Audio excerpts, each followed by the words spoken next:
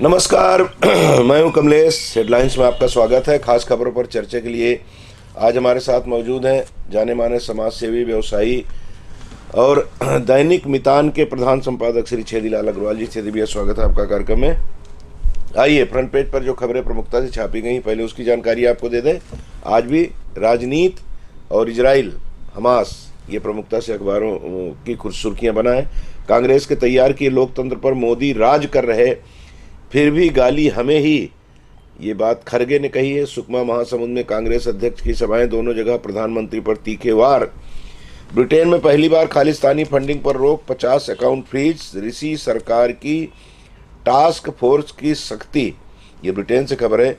PM Modi की कांकेर में सभा, आज और भी दौरे होंगे। 7 को सरगुजा, 14 को रायपुर संभव। प्रदेश में धान खरीदी शुरू, 25,000 करोड़ जा सकते हैं किसानों के अकाउंट में। खड़ी गाड़ी से हादसे 22%, सीधी टक्कर 2.1% ही बढ़ी। ये दुर्घटना से जुड़ी खबर है।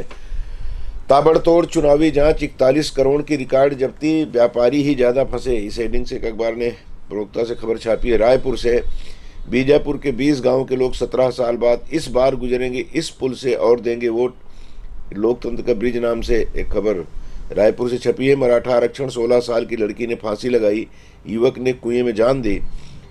सर्वदलीय बैठक की सीएम ने समय देने की मांग। छोटे शहरों से निवेश की बड़ी उम्मीद, ऑफिस खुले, इनमें बढ़े वेल्थ मैनेजर, करोड़पति युवाओं के बढ़ने का अवसर। ये मुंबई से खबर है। चुनाव, भूपेश सरकार की वादा खिलाफी, घोटाले और विकास ठप, इन 3 मुद्दों पर ही लड़ा जा रहा है। डॉक्टर रमन ने बात कही है। रायपुर से खबर है। जेट की उड़ान के लिए बैंक फ्रॉड, जेल में संस्थापक, अब 535 करोड़ जब्त। नई दिल्ली की खबर है। मोदी आज आएंगे, प्रियंका गांधी कल, 4 को राहुल। खस्ताहाल सिम्स में बैठेंगे अब आईएएस। संसद में होगी एप्पल के अफसरों की पेशी। हैकिंग अलर्ट से जुड़ी खबर है नई दिल्ली से। अमावस की वजह से लक्ष्मी पूजन के एक दिन बाद गोवर्धन पूजा। बाकी खबरें वही हैं। एक अखबार ने और खड़गे बोले, भाजपा सिर्फ दावा कर रही है हम जीतेंगे 75 से ज़्यादा सीटें। इस हेडिंग से खड़गे की खबर को छापा है। सुकमा महासमुंद से मिलाकर कितना धान खरीदा जाएगा, रोज तय होगी लिमिट। पहले दिन 26,000 मीट्रिक टन की बोहनी।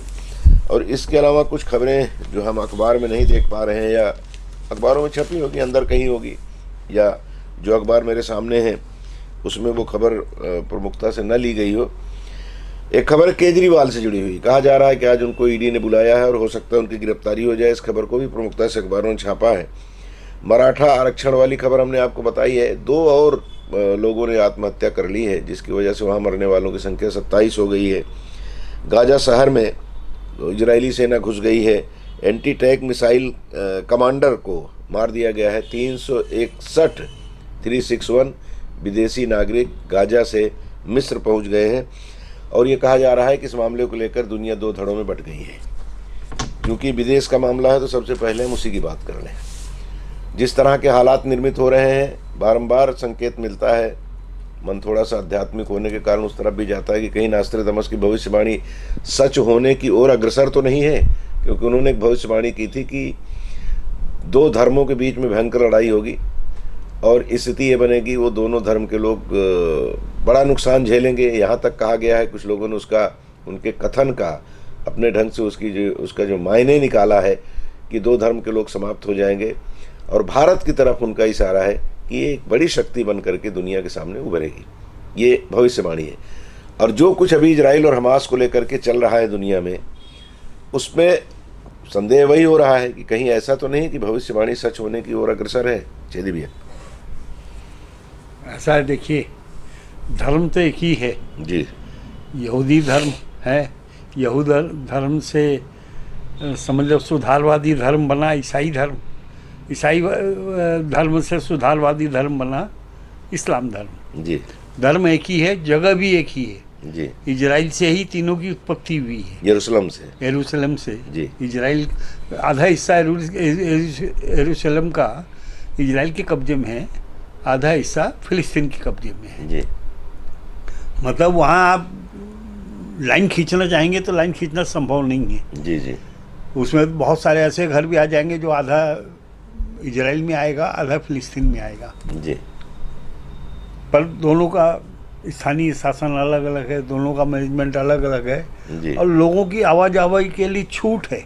जी, मतलब जैसे नेपाल और भारत के बीच में छूट है ना आवाजाही की, वैसे उसमें भी वैसे वहाँ भी छूट है। जी मतलब दोनों देश के नागरिक एक दूसरी जगह आ जा सकते हैं। तो ऐसा है, देखिए आक्रमण तो पहले किया हमास ने जी और निरपराध लोगों की जान ली, जी बलात्कार तक किए, महिलाओं को किडनैप करके ले गए, बार्गेनिंग के हिसाब से ले गए, उसी के हिसाब से तौलेंगे। पर इजराइल समझ लो इन चीज़ों में दबा नहीं जी और उसकी सज़ा देने के लिए वो एक्शन ले रहा है। जी मैं उसके एक्शन से सहमत हूँ। जी जो बदमाशी करता है, जो मानवता के हित में काम नहीं करता, जो मानवता के विरुद्ध में काम करता है, जी अनीतिगत बात करता है, जी उसके साथ ऐसा ही व्यवहार होना चाहिए। जी मैं तो इजराइल को सैल्यूट करूँगा जी कि इजराइल जो कर रहा है वो ठीक कर रहा है। जी जी धर्मों की लड़ाई भी इसको बोल सकते हैं, पर ये लड़ाई वास्तव में नैतिक और अनैतिक की है। जी अब एक उदाहरण ये लोग देते हैं जी कि इजराइल ने हमसे ज़मीन छीनी है। जी इजराइल की ज़मीन नहीं थी, ज़मीन हमारी थी, जी पर निकाला तो इन्होंने ही था। इजरायली लोगों को, यहूदी लोगों को निकाला था। ये लोग भाग के बेचारे यूरोप और अमेरिका चले गए थे, जी बाद में ये लोग वापिस आए हैं। हिंदुस्तान मुसलमानों की ज़मीन कैसे है? जी कोई भी मुसलमान इस बात का जवाब दे दे। जी हिंदुस्तान ज़मीन उसकी है जो हिंदुस्तानी को अपना माँ बाप मानता हो।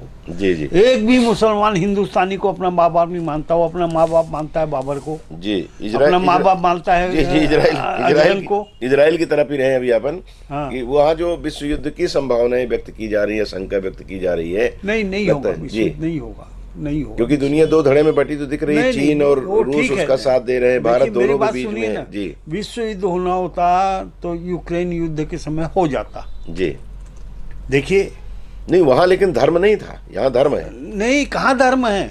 जी ये 57 देश हैं, कहने को इनकी 57 देशों की संख्या है, पर आबादी कितनी है? जी इनकी ज्यादा आबादी तो हिंदुस्तान सरीके जैसे देशों में है। जी जी वो तो है, उनसे ज्यादा तो है। आबादी ऑस्ट्रेलिया में है, ज्यादा आबादी अमेरिका में, अमेरिका यूरोप में है, कंट्री, यूरोप में कंट्री, है, जी यूरोप में है आबादी। जी और बता रहा हूँ आपको फिलिस्तीनों के बारे में, तो ये स्थिति है जैसे रोंगड़िया को यहाँ कोई लेना नहीं चाहता। कोई देश रखना नहीं चाहता, जी मुसलमान भी उसको अपने यहाँ रखना नहीं चाहता। वैसी स्थिति फिलिस्तीन के लोगों की है। जी फिलिस्तीन सारे देशों में थोड़े थोड़े बटे हुए हैं और हर देश परेशान है फिलिस्तीन के लोगों से। मतलब प्रवृत्ति से, व्यवहार से, रुचि से, मतलब वो गलत लोग हैं। नहीं तो परेशान क्यों होना? आप किसी देश में जाके बसे हो तो आप उस देश का सम्मान करो ना। मतलब घुमंतू टाइप का उनका व्यवहार है। जैसे घूमने वाले लोग होते हैं ना, जिनको यहाँ हम लोग कंजड़ कहते हैं, वो कहीं भी रहते मेरी हैं बात सुनिए ना, तो अपराध भी मेरी करेंगे, बात अच्छे सुनिए हुनर ना, भी हैं। जी मेरी बात सुनिए ना, जी घुमंतु जीवन भी एक होता है। जी मतलब नहीं, मैंने इसकी- कंजड़ कहा, कंजड़ सुनिए ना, जाति के जो लोग हैं। घुमंतु भी एक जीवन होता है जी जो एक जगह स्थिर नहीं रहते। जी परंतु अगर उसमें अनिश्चितता का समावेश हो गया जी जी तो वो भी अपराधी बनी जाएगी। बिल्कुल बिल्कुल। तो वही स्थिति फिलिस्तीन के लोगों की है। जी तो अपने आप में सुधार करने की बजाय ये 57 देश की दो और बना लो, छोटे छोटे 1-1 लाख 2-2 लाख के देश बना लो ना, जी, जी। संख्या हो जाएगी 200-400, जी हाँ, कहने की संख्या होगी, कहने की लेकिन संख्या हो जाएगी। लेकिन वो आबादी के हिसाब से तो जीरो है फिर। जी घुमंतु से आशा ये था कि जैसे कुछ जराइम पेशा लोग होते हैं, हुनरमंद भी होते हैं, लेकिन उनका जराइम करना भी, अपराध करना भी उनकी प्रवृत्ति में शामिल होता है। सिखाते हैं जी, अपने जी। बच्चों को, सिखाते हैं हाँ। भाई। जैसे सपेरा अपने बच्चों के साथ सांप को पकड़ना, सांप के साथ रहना सिखाता है ना, हाँ वैसे जराइम वैसे पेशा वो लोग करें। भी सिखाते हैं। जी जी जी वो जानते हैं कि मैं जो सीखा हूँ इसको सिखा दूंगा तो इनका भी जीवन चल जाएगा। तो हाँ। उसी तरह से फिलिस्तीन के मामले में रोहिंग्या की बात आपने कही, तो रोहिंग्या को इसीलिए लोग नहीं रखते कि उनके यहाँ जराइम पेशा लोग ज़्यादा हैं, आपराधिक प्रवृत्ति के लोग ज़्यादा हैं। वैसे फिलिस्तीन का भी मामला है, अनिश्चितता के तो इस्लाम माहौल में धर्म जीने वाला के जो भी व्यक्ति। प्रवर्तक हैं या जो जी। भी पालन करने वाले हैं, पहले वो सोचे ना जी। उनके धर्म में अनैतिकता का कितना समावेश हो गया है। और उस जो समावेश हुआ है उसको कैसे बाहर निकालें, हाँ, उसको ठीक करने की जरूरत है। ठीक कैसे करें, जी, ठीक जी। करेंगे तो विश्व अपने आप उनके साथ हो जाएगा। बिल्कुल बिल्कुल। चलिए, विदेश की एक और खबर है लेकिन हमारे यहाँ से जुड़ी हुई है। ब्रिटेन में पहली बार खालिस्तानी फंडिंग पर रोक, 50 अकाउंट फ्रीज। ऋषि सरकार की टास्क फोर्स की सख्ती, बड़ी कार्रवाई की गई है। अकाउंट में विदेश से 1 लाख रुपए के लेन देन को वॉच लिस्ट में डाला। इससे सीधी सी बात है कि खालिस्तानी जो वहाँ पे बैठ करके दम भरा करते थे, या हमारे देश के वो लोग जो वहाँ अपराध करके जाके खालिस्तानियों के साथ हाथ मिला करके वहाँ गलवैयाँ डाल करके उसका लाभ ले लिया करते थे, उनके ऊपर ब्रिटेन ने सख्ती बरती है।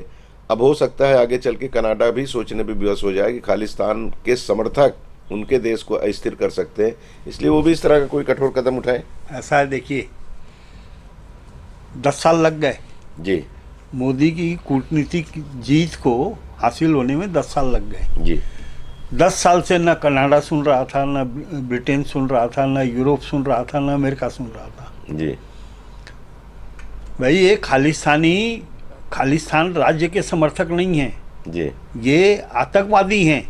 जी और आज भी वो बोलता है, मोदी जी बोलते हैं आज भी कि खालिस्तान की परिभाषा बनाओ, निश्चित करो कौन है आतंकवादी की परिभाषा बनाओ, आतंकवादी कौन है।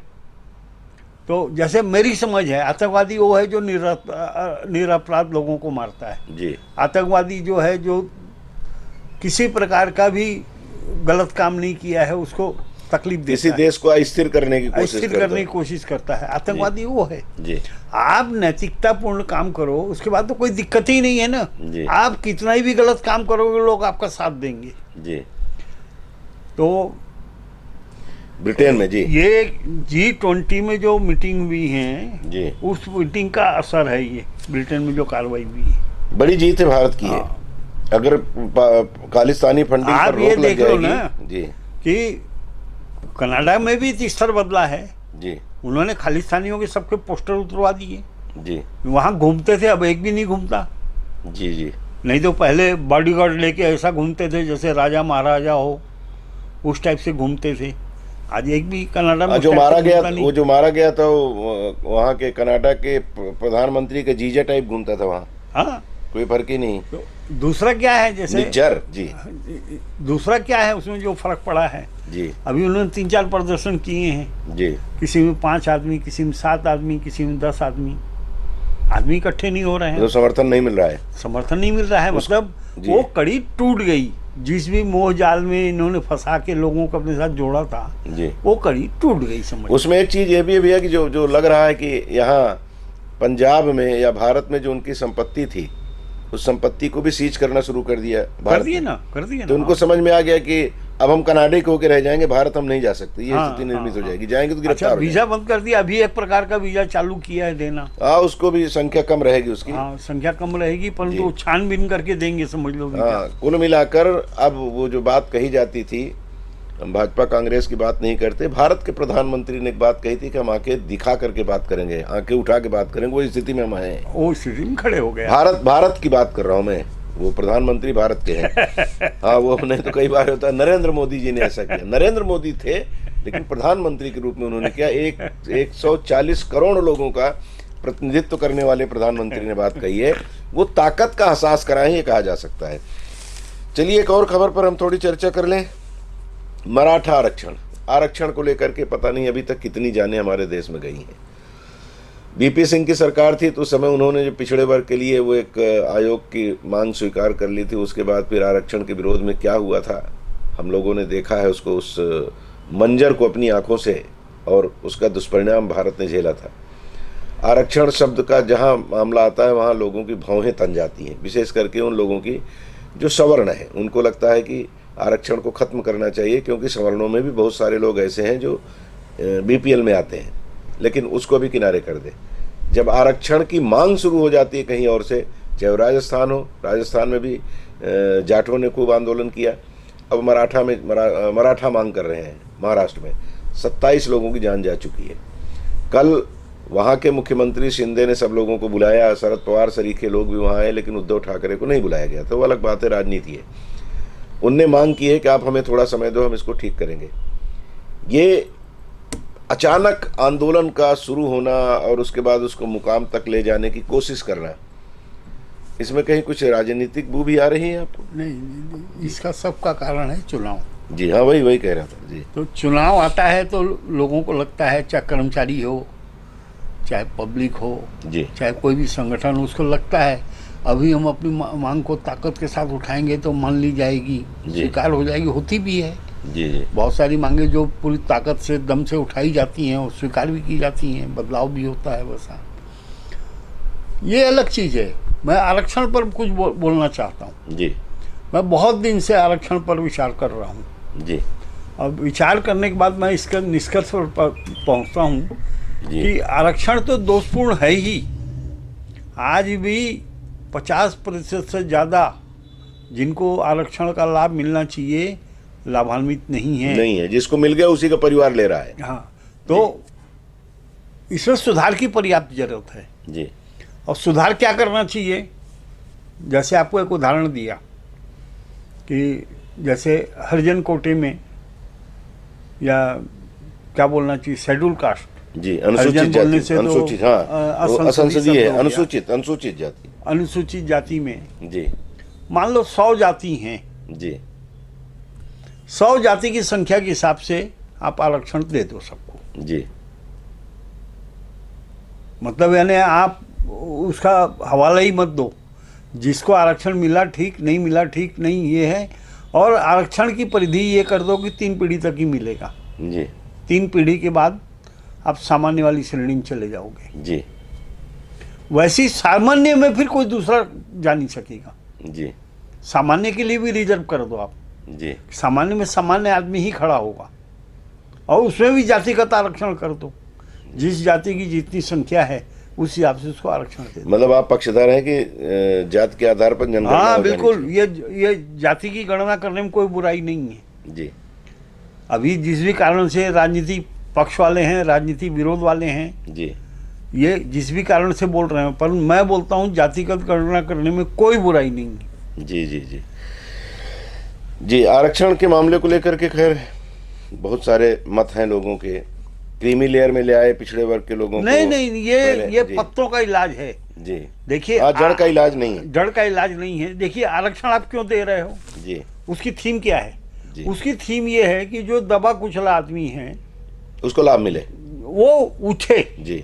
और जो संपन्न आदमी है या जो उच्च स्थान पा चुका है उसके बराबर जाके खड़ा हो। जी, आपका उद्देश्य ये है ना? बिल्कुल यही जी। तो उद्देश्य तो तब पूरा होगा ना जिसको लाभ नहीं मिल रहा है उसको भी लाभ मिले। बिल्कुल नहीं। लोग बोलते हैं जगजीवन राम जी की बेटी को, मीरा कुमार को, मीरा राम को, उनको लाभ मिला, उसके बाद उनकी पीढ़ी दर पीढ़ी लाभ मिलता रहे। रामविलास पासवान को और उनके बेटे चिराग पासवान को मिला। तो इन्हीं लोगों को पीढ़ी दर पीढ़ी उसका लाभ मिलता जा रहा है। 3 पीढ़ी का जो बोल रहा हूँ मैं, हाँ, वो 3 पीढ़ी के बाद में वो सामान्य हो गए जी, और जी। आरक्षण का, उस जाति के आरक्षण का लाभ उसको नहीं मिलेगा। बिल्कुल इस तरह की चीजें आ जाएंगी तो आरक्षण के पक्ष में जो माहौल बनाया जाता है और देश की संपत्ति को नुकसान पहुंचाया और जाता है। अभी मैं बता रहा हूँ, चाहे आदिवासी वर्ग में चले जाइए, जी, चाहे ये शेड्यूल कास्ट वर्ग में चले जाइए या पिछड़ा वर्ग में चले जाइए। जैसे पिछड़ा वर्ग में मान लो जाएंगे आप, जी, वहाँ 100 जाति हैं, जी, पर आप देखिएगा जो लाभ लेने वाली जातियाँ इन्हीं की नहीं है। जी, जी, बहुत सी ऐसी जातियाँ हैं जिनको पता ही नहीं है कि हमको आरक्षण का लाभ भी मिलना चाहिए करके। जी, जी, और मान लो कोशिश भी करते हैं तो कोई सुनता नहीं है क्योंकि उनकी संख्या कम है। बिल्कुल बिल्कुल। राजनीति हो रही है आरक्षण के नाम पर। राजनीति बंद होनी चाहिए। राजनीति तो विपक्ष कह रहा है कि केंद्र सरकार कर रही है, ईडी, सीबीआई, इनके जरिए जो स्वतंत्र एजेंसियां हैं, ऐसा है, आयोग, देखिए इसके जरिए। आपने अपराध क्यों किया भाई? जी, अपराध करोगे मैं आ रहा हूँ केजरीवाल पे आ रहा हाँ। हूँ केजरीवाल पे आ रहा हूँ। केजरीवाल जी का भी एक बयान आ रहा है जिसमें वो कह रहे हैं कि हमको जो नोटिस दिया है ईडी ने वो गैर कानूनी है, और ईडी ने जो उनको समय दिया था आज का समय है। और कल दिन भर में आधा दर्जन से अधिक आप नेताओं ने कॉन्फ्रेंस की और उसमें कहा कि अरविंद केजरीवाल को गिरफ्तार किया जा सकता है। रविशंकर जी ने भी एक बात उसमें कह दी थी कि हो सकता है कि पूर्व केंद्रीय मंत्री ने कि हो सकता है उनके खिलाफ कार्रवाई हो जाए, संदेह प्रकट कर रहे थे। तो वो उसको बल मिल गया आपके नेताओं को, और उनको ये लग रहा है कि ये पक्का है कि जैसे मनीष को, जैन को और अभी संजय सिंह को बुलाए, बातचीत हुई और उसके बाद उनको गिरफ्तार कर लिया गया, वैसे ही इनको गिरफ्तार कर लिया जाएगा। तो क्या होगा आपका, क्या होगा दिल्ली सरकार का, इस पे चर्चा हो रही है। आपको लगता है गिरफ्तारी हो सकती है? ऐसा है, देखिए मेरी बात सुनिए आप। जी गिरफ्तारी हो सकती है, नहीं हो सकती है, होगी नहीं होगी, इस बात से कोई मतलब नहीं है। जी केजरीवाल और केजरीवाल एंड कंपनी को खुश होना चाहिए। जी जो गिरफ्तार होता है, जो जितने ज़्यादा दिन जेल में रहता है, उतना बड़ा नेता बनता है। जी प्रधानमंत्री बनना है तो उसको कम से कम 10 साल जेल में रहना पड़ेगा, तब प्रधानमंत्री बनेगा। लेकिन देश का कोई भी प्रधानमंत्री जो बना है कभी जेल में नहीं रहा है बहुत दिन तक। जवाहरलाल नेहरू की बात छोड़ दें, क्योंकि वो स्वतंत्रता संग्राम सेनानी थे। जी तो क्या है, जेल जो है ना तमगा है जी, वहाँ से पक के निकलता है। हाँ, वहाँ से पक के निकलता है जी और उसके माथे पे लिखा जाता है कि ये सबसे बड़ा लीडर है, इसको सबसे बड़ी पोस्ट मिलनी चाहिए। जी। तो जेल जाने डरते क्यों है भाई? नहीं, लेकिन किसी भी अच्छे नेता को जाना नहीं चाहिए। अच्छे काम से जाए तो अच्छा है, नहीं तो फिर वहाँ अच्छा काम पहुँचने ही तो के बाद है। जेल में कूटते भी हैं लोग। नहीं नहीं, नहीं कूटेंगे ना। जी अरे भाई, इनको तो इतने नहीं फॉलो, कूटेंगे, इनको नहीं कूटेंगे। इतने फॉलोअर हैं, कैसे कूट देंगे? जी हाँ, वहाँ भी अपनी अकड़ दिखाएंगे तो बात अलग है। मतलब केजरीवाल जी आपको ईमानदार दिखते हैं कि बेईमान? उससे ज्यादा बेईमान आदमी कोई है ही नहीं। अब हो गया, फिर अब आपने जवाब दे दिया। ईडी तो फिर करेगी गिरफ्तार इनको। उससे ज्यादा बेईमान, और बेईमान के साथ वो धूर्त भी है, चालाक भी है। जी मतलब वो एक ही बात बोलता है, वो कभी भी और बाकी सफाई नहीं देता। वो एक ही बात बोलता है, अगर मैंने घोटाला किया तो पैसा कहाँ है। जी मतलब इतना शातिर है कि उस पैसे का ठिकाना ऐसे लगाया कि ईडी और सीबीआई मर गई खोज खोज के, पैसा नहीं खोज पाई। कितने चतुर हैं, कितने चतुर हैं। तो ये तो और ज्यादा खतरनाक है। IRS रहे हैं। IRS रहना कोई ज्यादा बात पैसे नहीं पैसे है। पैसे का जानते क्या है, हैं इसका दिमाग अलग प्रकार का होता है। जो अपराधी होता है ना, जी उसका दिमाग अलग प्रकार का होता है। जी। तो आप तो केजरीवाल को अपराधी बना दिए पूरी तरह। अपराधी है जी। अपराधी है, उसमें कोई एक मिनट की भी अभी शंका तो नहीं। आरोपी कह सकते हैं, अभी नहीं अपराधी नहीं, मैं बोल रहा हूँ अपराधी है। जी जी। आप मेरे को चैलेंज करते हो, कर रहे हो कोर्ट में चैलेंज। जी आप हर बात में कोर्ट जाते हो ना, जी। तो कोर्ट चले जाओ ना आप। अब आप LLB भी किए हैं, वकील भी हैं, तो आप लड़ लेंगे। बिल्कुल आम लड़ आदमी तो नहीं लेंगे। लड़ सकता, उसको वकील रखना पड़ेगा। आप अपनी खुद ही दलील दे देंगे। कांग्रेस के तैयार किए लोकतंत्र पर मोदी राज कर रहे, फिर भी गाली हमें ही, खड़गे ने ये बात कही है। अब चूंकि छत्तीसगढ़ में चुनाव है, अब हम छत्तीसगढ़ पे आ गए हैं, छत्तीसगढ़ में चुनाव है तो सभी घात प्रतिघात चल रहे हैं। कांग्रेस भाजपा को दिगंबर करने में लगी है, भाजपा कांग्रेस के वस्त्र खींच रही है। ये चलेगा अभी 17 तारीख तक, जब तक चुनाव नहीं होगा, मतदान नहीं होगा, तब तक चलेगा। नहीं, अभी तो ज्यादा चुनाव तक चलेगा, अभी तो चलेगा, फिर थोड़ा ठहराव आएगा महीना 2 महीने का। फिर उसके बाद जब 3 महीना 2 महीना बचेगा तो फिर शुरू कर देंगे एक दूसरे को नंगा करना है। ये बात जो इन्होंने कही, कांग्रेस के तैयार की लोकतंत्र पर मोदी राज कर रहे, फिर भी गाली हमें दें, हमें ही। सही बात बोल रहा है खड़गे जी ने, जी बिल्कुल सही बात बोला है। आप किसी चीज का श्रेय लेते हो जी तो कोई बुराई आपको मिलनी है तो वो भी तो लेना पड़ेगा ना। बिल्कुल। उससे कैसे बच सकते हो जी भाई? आपके कार्यकाल में कोई बुराई हुई है, जी ठीक है, उस समय किसी ने नहीं उठाया, आपका प्रभाव इतना ज़्यादा था, आपका प्रभाव मंडल इतना ज़्यादा था, उस बात को किसी ने उठाया नहीं, जी उस बात को वजन नहीं मिला। जी आज मान लो आपका प्रभाव मंडल कम हुआ है तो बात उठ रही है, तो क्यों नहीं उठेगी? जी। तो आपके हिम्मत होनी चाहिए ना। आपने जहाँ माला पहनने की हिम्मत थी, अपनी जय जयकार करवाने की हिम्मत थी, तो गालियाँ भी खाने की हिम्मत होनी चाहिए। जी। नहीं तो फिर कैसा राजनीतिज्ञ? अधूरा राजनीतिज्ञ है फिर। खड़गे जो है पूरा राजनीतिज्ञ नहीं है, अधूरा राजनीतिज्ञ है। जी। नहीं तो वो कहे ना कि भाई गाली हमें जो दी जा रही है किस परिप्रेक्ष्य में दी जा रही है, अगर उसको क्लियर करें तो भाजपा वाले भी बताएं कि भाई हमने आपको अगर गाली दी है तो क्यों दी है। अब सिर्फ ये कहना कि हमने लोकतंत्र को बनाया, लोकतंत्र की रक्षा की और अब आप राज कर ऐसा रहे है, हैं, देखिए जी किसी भी कांग्रेस लीडर का आप भाषण पढ़ लीजिए, जी भाषण को सुन लीजिए आप, जी तथ्य उसमें बिल्कुल भी नहीं मिलेंगे। जी उसमें 2-4 लाइन ऐसी मिल जाएगी कि आपकी पेपर की हेडिंग बन जाएगी, जी टीवी की हेडिंग बन जाएगी। जी 2-4 लाइन ऐसी मिलेगी। जी तथ्य नहीं है जी इनके पास में। जी। तो कुल मिलाकर अभी सिर्फ बयानबाजी करना है, आरोप लगाना है, लगा दो, तथ्य हो ना हो इससे कोई फर्क नहीं पड़ता, क्योंकि जब तक आप तथ्य खोजोगे, सामने वाले तथ्य खोजेंगे, तब तक मतदान हो जाएगा। ऐसा ऐसे आरोप कई लगते हैं ना चुनाव के समय। देखिए ये कांग्रेस के लिए जीवन मरण का प्रश्न है जी और 50% भाजपा के लिए भी जीवन मरण का प्रश्न है जी। ये 5 चुनाव जो हैं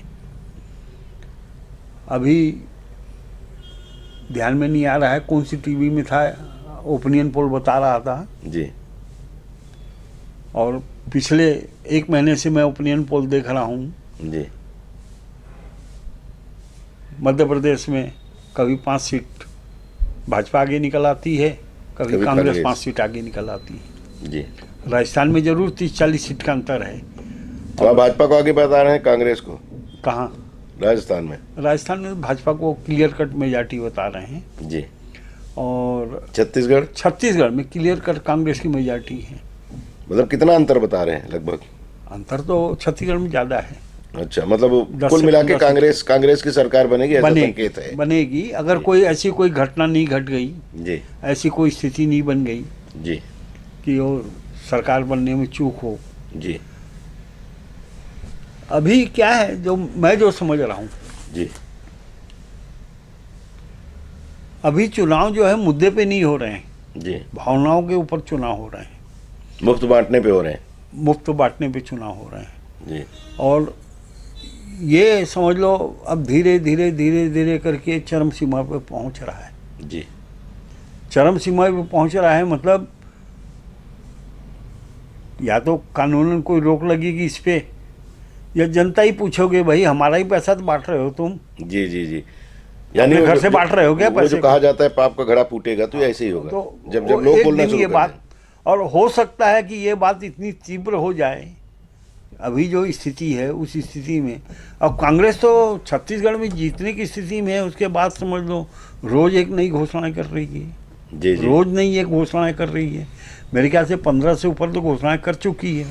मतलब सत्ता चाहिए ही चाहिए, उसके लिए कुछ भी करना पड़े, कुछ भी करना पड़े इस स्थिति में है। क्यों है? क्या कांग्रेस की इंटरनल रिपोर्ट खराब है क्या? कुछ होगा? मतलब मेरे को जो डाउट होता है जी कि इंटरनल रिपोर्ट खराब है या फिर उनको ऐसा लग रहा है कि मार्जिन जो है 10 सीटों का है जी, साला थोड़ा सा भी खसक गया तो गड़बड़ा जाएगा, उसको बढ़ा लो, तो उस डिफरेंस को कम मत होने दो, जी। इसमें बढ़ा रहे या तो इसके लिए ताकत लगा रहे हैं। जी। और बीजेपी को तो यहाँ खोना कुछ नहीं पाएगी, क्योंकि 15 से तो ज्यादा मिलेगी। 15 से ज्यादा मिलेगी, ये तो पहले ही दिख रहा था। जी। देखिए बीजेपी भी सरगुजा और बस्तर में पूरी ताकत लगा रही है। जी, जी। और खैर बीजेपी जितनी बुरी हालत में गई थी उतनी बुरी हालत में जाएगी नहीं। जी। ये है कि ये लोग किसी भी आदमी को सीएम के लिए खोज पाते। जी।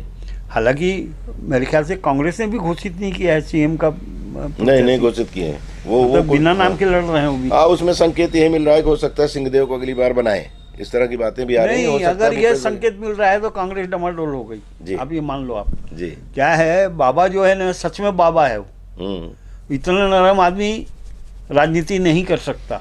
हाँ, राजनीति में तो हरफन मौला चाहिए। हाँ, मतलब वो जहाँ जैसा दिखे वैसा टर्न हो जाए। हाँ, जैसे भूपेश जी लट्टू नचाते हो वैसा नचा ले। हाँ, जी, जी। हाँ। मेरे को तो देखिए भूपेश जी का एक्शन जो है ना पूरा पसंद आता है। जी। अब वो ऐसा थोड़ा बहुत तो गलती रहेगी ना। हाँ, स्वाभाविक। अगर गलती नहीं रहेगी तो फिर आदमी तो भगवान हो गया ना फिर। जी, जी, जी। और अहंकार भी आता है। जी जब हाँ, आदमी सफलता के शिखर पे पहुंचता है तो अहंकार आता है। हाँ, उसको अपनी काबिलियत 5 साल में भूपेश जी ने अपने आप को स्थापित कर दिया। जी, जी। और आज उसकी टक्कर न कांग्रेस में है न भाजपा में। ऐसे ही डॉक्टर रमन ने अपने आप को स्थापित कर लिया था। 15 साल होते। नहीं किया। 15 साल तो थे ना। नहीं किया था। अगर किया होता ना 15 साल तो जो तीसरा कार्यकाल था उस समय जो खोज चली थी जी, उसके विकल्प की खोज चली थी जी, वो खोज नहीं चलती। हाँ, ठीक है, लेकिन 15 साल रहे तो मुख्यमंत्री कुछ भी देखिए, कारण हो, बनने भी नहीं दिए किसी को सेकंड। मेरी बात सुनिए ना, ये तो हर राजनीति की करता है। जी। जैसे अब 1 मिनट ऐसे जैसे जय सिंह जी, यहाँ दूसरे को खड़ा पैदा होने देगा क्या? बिल्कुल नहीं। क्यों नहीं पैदा देगा, दूसरे को देगा आदमी। अपनी तैयार की हुई खेती को क्यों सौंपेगा दूसरे जी। को? तो वैसी है, हर राजनीतिक वैसी करता है। पर मेरा जो कहना है कि आप जो भी कर रहे हो एक टोन बननी चाहिए। जी, जैसे नरेंद्र मोदी में अच्छाइयाँ भी हैं तो बुराइयाँ भी खूब हैं। जी। पर एक टोन तो बनी है जी और उस टोन का फायदा मिल रहा है। जी जी आपको पूरे विश्व में मिल रहा है उस टोन का फायदा, जी। खाली भारत में नहीं, पूरे विश्व हाँ, में सब मिल रहा है। सब जगह मोदी मोदी होने लगता है। हाँ। जी तो टोन, जैसे भूपेश की टोन बनी ना, जी। भूपेश जी की टोन बनी ना, जैसे आपको उदाहरण बताऊं, कका है तो भरोसा है। हाँ नहीं, वो तो स्लोगन है, उसको छोड़ दो आप। हाँ मतलब भूपेश है तो नहीं यार, दमदार नेता है, ठीक है, बहुत सारी बुराइयां हैं उसमें, जी भ्रष्टाचार के भी बहुत सारे आरोप हैं जी। और स्पष्ट आरोप हैं, लेकिन दमदारी से काम करता पर है। दमदारी से काम करता है। जी जैसे जयसिंह के बारे में, जी दमदार नेता है, जी दबंग नेता है। आज तक कोई ऐसा मंत्री मिला हो या कोई विधायक मिला हो, बता दो मेरे को। जी। उतना दमदार ना तो कोई नेता मिला है, ना कोई विधायक मिला है। कोरबा में तो नहीं है। कोरबा नहीं, पूरे छत्तीसगढ़ में बता दो ना आप मेरे को जी। एक भी। हाँ, सबसे लड़ जाने वाली प्रवृत्ति कम लोगों में होती है। भाई तो कलेक्टर को भरी सभा में माइक पे चैलेंज करना, हिम्मत हो तो मेरी जमीन पे पैर रख के दिखा दो। जी जी मजाक है क्या? जी इतना चैलेंज कर देना। जी। आएंगे उस पर। तो क्या है, टोन जो बनती है ना, जी नेता की जो टोन बनती है वो विजयी टोन बनती है, तो फिर उसका रुख अलग हो जाता है। जी जी जी जैसे योगी की टोन बन गई, जी। साला पत्ता नहीं हिलता वहाँ, नहीं बुलडोजर। तो वही यूपी था। साला कोई महीना ऐसा नहीं जाता था जिसमें 2-4 दंगे ना होते हों। जी। आज वहाँ दंगा करना भूल गए हैं लोग। हाँ, सो जा नहीं तो योगी आ जाएगा। हाँ, जी, वैसे ही तो स्थिति यहाँ भी। ऐसी टोन बननी चाहिए। जी। चुनाव, भूपेश सरकार की वादा खिलाफी, घोटाले और विकास ठप, इन 3 मुद्दों पर ही लड़ा जा रहा है। डॉक्टर रमन ने ये बात कही है। और चूंकि आप भी भारतीय जनता पार्टी के प्रशंसक रहे हैं और रमन सिंह के 15 साल के शासनकाल को देखा है, वो कह रहे हैं कि वादा खिलाफी है, तो इन्होंने भी तो कुछ गड़बड़ किया होगा, तभी तो 15 साल की सरकार के बाद सिर्फ 15 सीटों पे आके सिमट गए थे। एक बात बताऊं, जी। अब ज्यादा बोलूंगा तो नहीं, हो संभाल के जाएगा। बोलिएगा, संभाल के बोलिएगा। हाँ, ज्यादा बोल दूंगा तो जी ये रमन इतना निकम्मा है, जी रमन का निकम्मापन और जितना उसका वो ठगीपन मैंने देखा है ना, जी उसके बाद रमन के ऊपर में मेरे को भरोसा ही नहीं है। जी। उससे ज्यादा बेईमान आदमी नहीं है। तो आपकी पार्टी फिर भरोसा कर रही है, मुझे तो लगता है। कर रही है तो डूबेगी अगर पार्टी। अगर कहीं सरकार बनाने की पार्टी स्थिति डूबेगी बनी, ना, फिर जी। डूबेगी। भाई आप गलत आदमी पर भरोसा करोगे तो डूबोगे ना, जाओगे कहाँ आप? जी ऐसा थोड़ी है कि काट की हांडी बार बार नहीं चढ़ती, एक बार चढ़ जाती है, चढ़ गई। मतलब सिधवा बन के घी खा रहे थे। सीधवा कहाँ थे?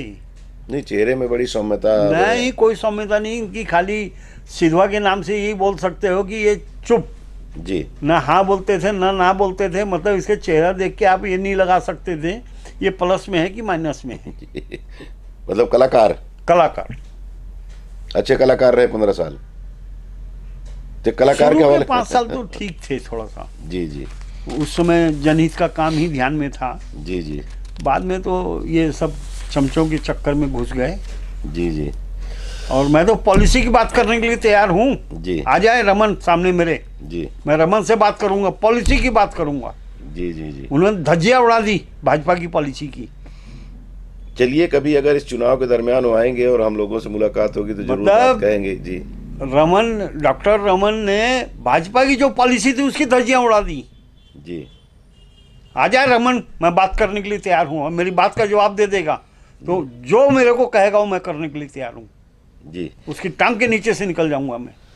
चलिए, वो अवसर आएगा तो जरूर उनसे बात की जाएगी और कहा जाएगा कि भाई आपकी पार्टी में रहे छेदी भी, आप प्रशंसक रहे आपके भी, लेकिन आपके खिलाफ वो बात कर रहे हैं, तो कहीं न कहीं कुछ गड़बड़ी आपसे हुई होगी, तो आमना सामना कहीं न कहीं गड़बड़ी नहीं, अन्याय हुआ है, अन्याय और अत्याचार हुआ है। जी जी जी।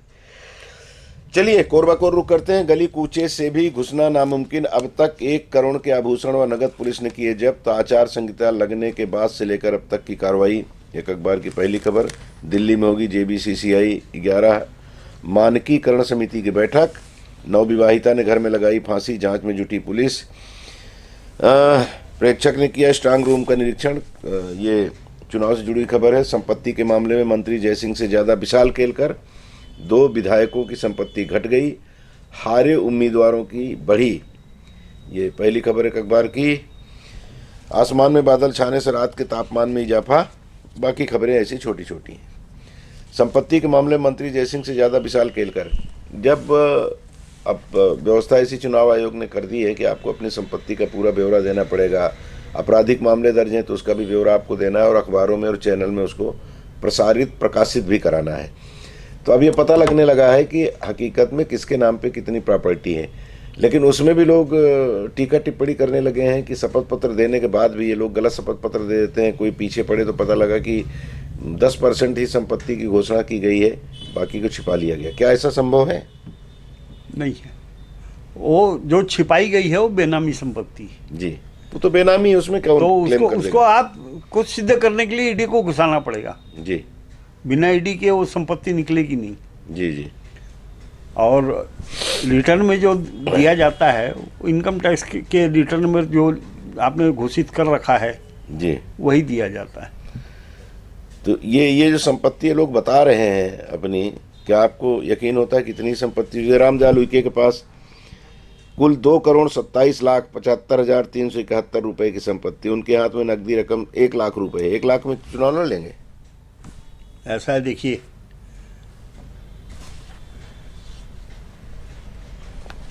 अगर आप सही ढंग से आप गणना करना चालू करो ना जी, तो जो निर्दलीय लड़ रहा है, जो खाली शौकिया लड़ रहा है ना, वो भी आपकी लिमिट को पार कर जाएगा। जी, इसीलिए तो हंसी छूटती है सब ये देखने के तो बाद। फिर नियम कुछ है, बताया कुछ जाता है। पुरुषोत्तम कंवर के पास कुल संपत्ति 30,57,036 रुपए है, उनके हाथ में नकदी रकम 2,30,000 रुपए है। और प्रेमचंद पटेल के पास, उनके पास संपत्ति कुल है 14,42,506 रुपए की संपत्ति। ननकी राम जी के पास 2,02,55,050 रुपए है। फूल सिंह राठिया जो कांग्रेस प्रत्याशी हैं रामपुर से, उनके पास कुल संपत्ति 61,60,000 रुपए की है। जयसिंह अग्रवाल की कुल संपत्ति 6,42,04,984 रुपए है। लखनलाल देवांगन के पास 16,44,322 रुपए। विशाल केलकर 4,12,94,000 रुपए। जयसिंह के बाद उन्हीं का नंबर है, लखन देवांगन से काफ़ी पीछे। ये जो घोषित होता है, राशि घोषित की जाती है, मुझे लगता है कि ये सब को जोड़ लिया जाए तो उससे ज़्यादा तो कोरबे में खर्चा होगा। जितनी घोषित है राशि, चल संपत्ति सब। अब ये इस पे आप बहस मत करो तो ज़्यादा जी अच्छा है। जी जी, चलिए आगे बढ़ते। कुल मिलाकर ये है, ये भी आनंद का विषय है। मैं तो कहता हूँ ना, ये लोकतंत्र का महोत्सव है, इसका आनंद लीजिए। कई चीज़ें आपको अच्छी दिखेंगी, कई चीज़ें बुरी दिखेंगी, कई चीज़ों पे मन आपका कुछ रिएक्ट करने का होता है, कई चीज़ों में चुप रहने का मन होता है। तो चुप भी रहिए, जहाँ चुप रहना, जहाँ रिएक्ट होना है होइए, लेकिन तनाव मत लीजिए। बस कुल मिला के है ये, इसका आनंद लीजिए। गली कूचों से भी घुसना नामुमकिन, अब तक 1 करोड़ के आभूषण और नकद पुलिस ने जब्त की है। स्वाभाविक है कि अब चुनाव नज़दीक आ गया है, आज 2 तारीख हो गई, 15 दिन बाद मतदान होना है। तो अब ये इसको कह लें अपन, जैसे उसमें इस्लाम धर्म के जो समर्थक हैं वो कहते हैं ना, कत्ल की रात। तो कत्ल की रातें शुरू हो गई, रात तो नहीं कहें, रातें शुरू हो गई हैं। अब एक एक दिन, एक एक घंटा महत्वपूर्ण हो गया है प्रत्याशियों के लिए। जो लोग चुनाव जीतने के लिए लड़ रहे हैं, जो हारने के लिए लड़ रहे हैं, जिनको मालूम है कि हमारी बीबी भी हमको वोट नहीं देगी, तो उनके पेशानी पे बल नहीं पड़ता, बल्कि जो लोग चुनाव लड़ रहे हैं कि मुझे जीतना है, विशेष करके भाजपा और कांग्रेस के लोग, हाँ, उन 2 लोगों की, तो इनकी रातों की नींद तो गायब हो गई होगी। रात में भी ये मतदाताओं को रिझाते हुए इनको लगता होगा कि हम देख रहे हैं उनको, कि वहाँ भी सपने में वही आते होंगे। कुल मिला के कहने का से जो माहौल दिख रहा है अभी, ये अभी और चुनावी रंगत और दूसरा रूप लेगी। ये अभी बस ये झंडे वंडे जितने लग गए, और इसके बाद बटने वाला काम शुरू हो जाएगा। बटने वाला चालू हो गया है जी, रुका कहाँ है? जी, बटने वाला तो काम चल ही रहा है। पर आपको मैं बता दूं, जी, समय में बहुत परिवर्तन आ गया है। जी, केवल 10% लोग उस बांटने से प्रभावित होकर वोट देते हैं, नहीं तो 90% लोग खाते सबका हैं, वोट अपने मन से देते हैं। मतलब एक शब्द इस्तेमाल होता है ना, नमक हराम। नहीं, आप उसको ऐसा नहीं बोल सकते जी, परंतु क्या है, जैसे अब सबका खाए हैं तो सही बात है, किसके देना तो एक को ही है। होता क्या है, जी, जैसे आप बहस सुन रहे हो, आप जी, जी, 6 महीने से सुन रहे हो, साल भर से सुन रहे हो, जी, चुनाव आती है तो बहस तेज हो जाती है। जब बहस तेज होती है तो जो भी आदमी सुनता है उस बहस को, जी जी तो धीरे धीरे उसके मन में छवि बनती जाती है। जी ये ऐसी छवि है, इसकी ऐसी छवि है, इसकी ऐसी छवि है। और वो छवि जो है ना, वोट डालने में बहुत मदद करती है। बिल्कुल। मैं आपको एक एग्जांपल दे रहा हूँ। मेरा एक व्यापारी है, जी मिर्जापुर में रहता है, जी और मिर्जापुर की देहात में एक व्यापारी है, मुसलमान है। जी वो मेरे पास आते रहते हैं। पहले तो जब मेरी बर्तन की दुकान थी तब तो बहुत ज़्यादा लेन देन होता था। जी जी बर्तन का ही वो लोग काम करते हैं।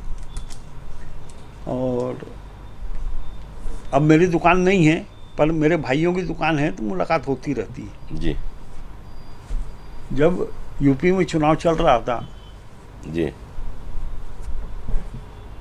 तो उस समय माहौल ये था जी कि अखिलेश पूर्ण बहुमत से सरकार बनाएगा। जी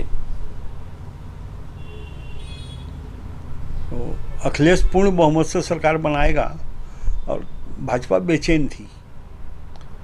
पर जब पेटी खुली, उल्टा हो रिजल्ट गया। आया तो एकदम उल्टा हो गया। जी तो वो वोटिंग के 3-4 दिन पहले ही उसका यहाँ आना हुआ था। जी मैं उसको पूछा तो उन्होंने, दोनों ने, जी वो मुसलमान था, स्वाभाविक था, उसका झुकाव अखिलेश की तरफ रहेगा ही। स्वाभाविक है। दूसरा जो है राजपूत था, जी मतलब जाति से वो राजपूत था, जी। हिंदू था, राजपूत था, उसका भी झुकाव अखिलेश की तरफ ही था। जी वो बोला भैया मेरे 2 बेटे और 1 बेटी पूरा खुल के काम करते हैं, अखिलेश का पार्टी का काम करते हैं, जाना आना करते हैं, दौरे भी करते हैं, जी हम तो उन्हीं को वोट देंगे और बहुमत से सरकार उसकी आएगी। अब चुनाव हो गए, रिजल्ट निकल गया, सरकार योगी की आ गई। जी 1 महीने बाद ऐसा संजोग बना, 1 हफ्ते के अंतराल में दोनों से फिर मुलाकात हुई। जी तो मुसलमान क्या बोलता है, बोले अल्लाह का बहुत बहुत शुक्रिया, जी अखिलेश नहीं आया। अरे मोहल्ला तो अखिलेश का वो था, प्रशंसक थे। प्रशंसक थे। जी बोले अखिलेश आता ना तो मार्केट मच जाती यूपी में। अब ऐसा है, ठीक है हम लोग ज़्यादा कट्टर हैं, हम लोग ज़्यादा मारते, पर मरते तो हम लोग भी ना, स्वाभाविक। मारकाट मच जाती। बोले अखिलेश नहीं आया, मारकाट होने से बच गई, बोले बात। जी अब इसका डिटेल अभी समय नहीं है, अभी जी, नहीं जी। बताऊंगा डिटेल, जी। और जो बातें हुई थी उससे, जी उससे जो राजपूत से जो बात हुई, जी राजपूत बोला भाई हम लोग घर से निकले वोट डालने के लिए। अब पूरे रास्ते भर मुसलमान कार्यकर्ता मिले। जी मन बदल गया। तो उनका एक्शन और उनका बॉडी लैंग्वेज देख के जो है ना, लाइनें लगने के बाद मन बदल गया जी और हमने योगी को वोट दे दिया। जबकि हम योगी के कार्यकर्ता नहीं हैं, जी हम अखिलेश के कार्यकर्ता थे। जी घर से निकले भी थे अखिलेश को ही वोट देने के लिए। जी जी मतलब उनका एक्शन, अभी तो ये लोग सरकार में नहीं आए हैं तब इनका ये हाल है, सरकार में आ जाएंगे तो क्या होगा। जी तो ये क्या है, जो मन बदलता है ना, छवि के ऊपर में बहुत बड़ा असर पड़ता है। हाँ, कई बार आदमी जब वो वोट डालने लगता है या बटन दबाने लगता है ना, तो उस समय उसका मन, अब फिर उस जैसे यहाँ इनके पास में, बीजेपी वालों के पास में सीएम का चेहरा नहीं है। जी मोदी के नाम से 50% वोट तो आपका कट गया ना। जी भाई मोदी थोड़ी यहाँ का राज चलाएगा, नहीं तो आप मोदी का चेहरा रखो, मोदी राज चलाएगा नहीं। मोदी जिसको देगा, किसको देगा, खुद मोदी को मालूम नहीं है आज। जी वहीं भूपेश का चेहरा सामने तो है, जी ठीक है वो लोग उसको डिक्लेयर नहीं किए हैं अभी तक, पर हाँ, सामने लेकिन तो है। माना यही जा रहा है कि वही बनेंगे। भाई विज्ञापन में फोटो उसी की है, भूपेश की, जी लीडरशिप भूपेश की ही चल रही है। जी मैं समझता हूँ टिकट के वितरण भी अधिकांश उसी की इच्छा से हो रहे हैं। जी और भूपेश का चेहरा दाग की बात नहीं करता, दाग को अलग कर दो आप, जी जी दमदार नेता की छवि तो है उसकी, जी और बोलता भी दमदारी के साथ है। जी जी मतलब कुल मिलाकर तो कहीं छवि का जी, बहुत प्रभाव पड़ता है। बिल्कुल बिल्कुल। लास्ट तक भी जब हम चुनाव मतदान केंद्र तक पहुंचते हैं वोट डालने के लिए, तब तक हमारा मन बदल सकता है। बदल सकता है, जो लाइन में मन बदलता है। हाँ बिल्कुल बिल्कुल। और यहाँ जो आपने कहा ना कि वो बॉडी लैंग्वेज उनकी बदल गई थी, तो लोगों से जैसे भी चर्चा होती है ऐसे आप द रिकॉर्ड कहीं मिल गए चाय पीते हुए या किसी के यहाँ बैठे ऐसे गपशप कर रहे हैं, तो लोग कहते हैं कि प्रशासनिक अधिकारियों का स्वभाव थोड़ा सा भी बदला हुआ है। जो भी अपना अपना अनुभव लोग बताते हैं कि लगता है कि इससे कुछ संकेत बीजेपी के बेहतर होने के हैं। नहीं, बेहतर तो होंगे जी, और निश्चित सरकार रूप से भी बना बेहतर सकती होंगे। है, इस तरह का भी और लोग- ऐसा है, देखिए अभी तो समय है ना आपके पास, जी 2 हफ्ते 2.5 हफ्ते का समय हाँ, है इतने आपके में पास। तो अभी तो हंसदेव पता नहीं है, महानदी तो बहुत एक पानी छोटी छोटी बहेगा। घटना में तो मन बदलता जाता है। जी जी जी। कुल मिलाकर अभी आज की तारीख में भूपेश बघेल कांग्रेस आगे चल रही है। बिल्कुल बिल्कुल। अब आने वाले दिनों में क्या होगा? छत्तीसगढ़ में आगे चल रही है, और जितने भी ओपिनियन पोल आ रहे हैं जी। सब में आगे है। जी, और बस यही सबसे गुजारिश जो आखिरी में हम लोग करते हैं रोज, की वोट डालने जरूर डालिएगा। ये नहीं, रोज- वोट जी वोट एक अधिकार है और उसका प्रयोग होना चाहिए। जी आप जिसको भी दीजिए, हाँ, वो आपका आप वोट है, अब गुप्त किसी है। से प्रभावित होकर न दें, अपने मन से मंथन करने के बाद दें, इससे श्रेष्ठ तो कुछ हो ही नहीं सकता। जी जी जी जी, बिल्कुल बिल्कुल। और एक बात जो हमने कही थी, गलत शब्दों का इस्तेमाल किया था, क्षमा चाहता हूँ उससे, नमक हराम वाला, वो परिहास में हम लोग कह देते हैं, निकल जाता है मुंह से। और ये भी सही है कि जब सब दे ही रहे हैं, तो जब दे रहे हो तो चलो ले लें। अब जो सब के लिए हैं तो देंगे तो एक ही को ना। एक आदमी अगर 4 लोगों से ले लिया है तो चारों को तो वोट दे नहीं सकता। या तो फिर ऐसा करें कि 4 वोट हैं तो एक एक वोट चारों को बांट दो, तब नमक हरामी नहीं होगी। नहीं तो अगर हम ले लिए और नहीं देंगे तो उसकी श्रेणी में आता है, अलग शब्द पूरा है। लेकिन वही कि वोट डालने जरूर जाइएगा, क्योंकि ये एक दिन का जो अधिकार आपको मिला है, बड़ी मुश्किल से, पता नहीं कितने वर्षों की तपस्या थी, कितनी मार काट हुई है अंग्रेजों को भगाने के लिए, कितने हमारे अपनों ने प्राण दिए हैं उस लोकतंत्र की स्थापना में जिनने अपनी भूमिका निभाई है, तन मन धन लगा दिया, उनकी भावनाओं की कद्र करते हुए हमको वोट डालने जरूर जाना चाहिए, चाहे आप जिसको वोट दें। चलिए विराम, हेडलाइंस को यहीं। बहुत बहुत शुक्रिया आपको कार्यक्रम देखने का, और बहुत बहुत धन्यवाद छेदी भी, आप ऐसे में निकाले इसके, बहुत बहुत शुक्रिया।